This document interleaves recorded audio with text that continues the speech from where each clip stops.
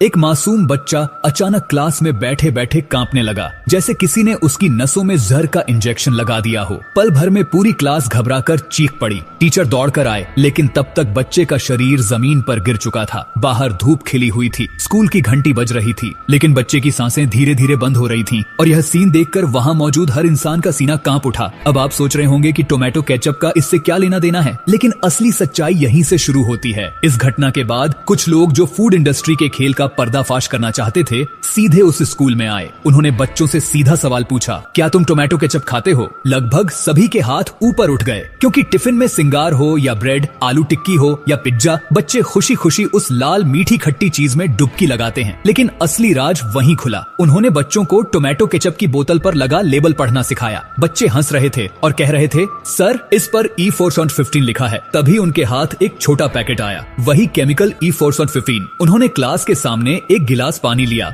और उसमें यह पाउडर मिला दिया। पहले तो पानी बिल्कुल नॉर्मल लग रहा था, लेकिन कुछ ही मिनटों में वह इतना गाढ़ा हो गया कि किसी ने सोचा भी नहीं था। पानी का रंग नहीं बदला, लेकिन उसकी डेंसिटी देखकर ऐसा लग रहा था जैसे उसमें लाल रंग मिला दो तो वह बिल्कुल टोमेटो केचप बन जाएगा। बच्चे एकदम हैरान रह गए। सोचिए, जो चीज हम अपने बच्चों को टमाटर के नाम पर रोज खिलाते हैं, उसमें असल में कितना टमाटर है? बहुत कम। असली सच तो यह है कि वह बोतल chemical, thickener, stabiliser, acidity regulator, preservative, colour और हाई फ्रुक्टोज शुगर से भरी होती है। जिन लेबल पर लाल टमाटर की तस्वीरें छपी होती हैं, उनमें असल में टमाटर का बहुत कम परसेंटेज होता है। बाकी सब तो साइंटिफिक लैब में बनी वो चीजें हैं जो खाने को तो स्वादिष्ट दिखाती हैं, लेकिन धीरे धीरे शरीर पर कब्जा कर लेती हैं। क्या आपने कभी सोचा है कि बच्चे अक्सर थकान, सिर दर्द या अचानक कमजोरी की शिकायत क्यों करते हैं? इतनी कम उम्र में उनके दांत और हड्डियां कमजोर क्यों हो रही हैं? 10 साल के बच्चों में गैस्ट्रिक प्रॉब्लम और मोटापा क्यों बढ़ रहा है? ये सब सिर्फ बर्गर और पिज्जा से ही नहीं, बल्कि उस लाल बोतल से भी जुड़ा है जिसे हम आंखें बंद करके खरीदते हैं।